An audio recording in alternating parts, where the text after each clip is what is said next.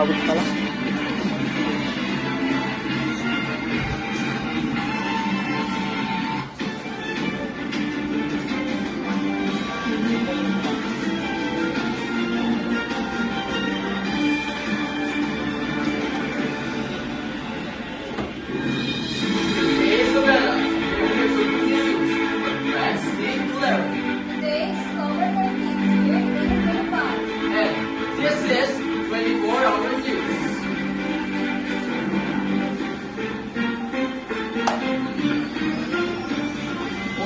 Headlines.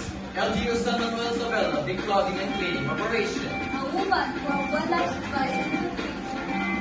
Chesley Costelli chests and secured their position for the upcoming area meeting. The LGU San Manuel Isabela continues its big clogging and cleaning operation.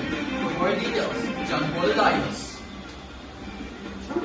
Here with the member of LGU, that's part of the meeting. What is the purpose of the deep cleaning and cleaning operations?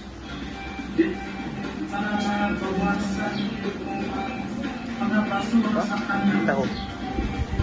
Secretary. Music to the people of Salvador. Secretary. What Timothy doon?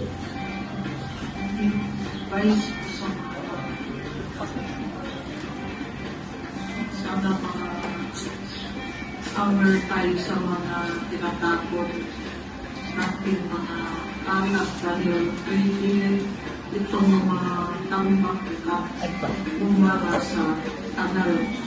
Cleaning operation is a step in partnership with the Municipal Engineering Office, Bureau of Fire Protection and Barangay officials. They say that this project will ensure a proper water flow for the whole community. This is therefore reporting you. Thank you, John Paul. And the Leader was also approached and asked, how can someone like her pick up her responsibilities? For more details, we can Good day everyone. Today we are here in Kalakasan High School together with Ma'am Emily Bieber herself. This is Ma'am Emily Bieber, a 47-year-old woman who lives in Babanwang, San Miguel, Isabela, who has an incredible ability that most of the people don't have.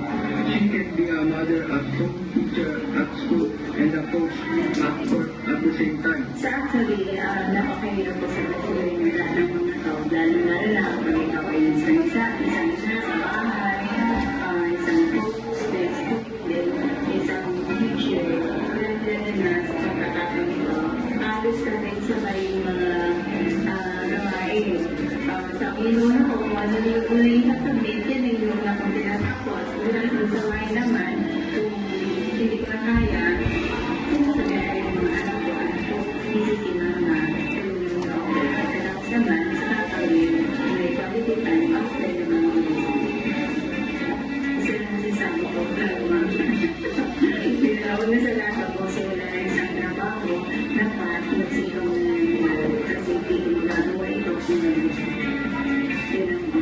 and then, of course, nag-assign yung guidance ng ating schools, siya natutulong organizing. Kaya doon ako Despite the problems that we have been going through, we should request their unshakable resiliency and being so optimistic. there's no secret ingredient actually.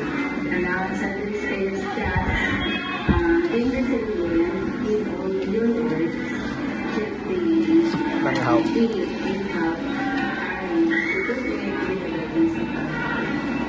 But there's no secret ingredient. Despite the challenges she faces, she still has that positive spirit and remains strong. And that's what makes her special. Once again, this is the Liga reporting of the studio. Thank you, John. The Carolina National High School stress team have successfully clinched their position for the upcoming area meeting.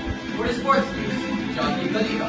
After the district that have taken place at the Malalinta National High School on the 26th of September, Kalanasan High School says they have been successfully win against one school, claiming the first and second place female category and second place in male category with the score of 5-0, 4-1, and 4-1. What hormones inspired you to compete in this game?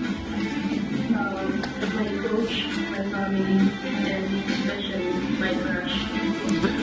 What's the best thing you to especially to the people who also want to become a chess player like you?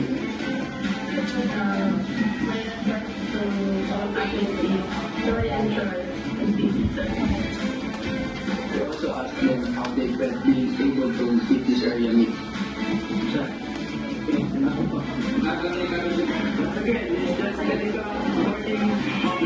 Thank you, Justin.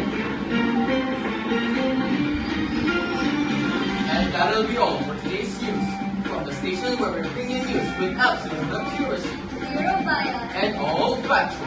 I am your anchor one, Peter Lampololo. And I am your anchor 2, Mary Rose Mengrote. Mango. And this is 24-hour news.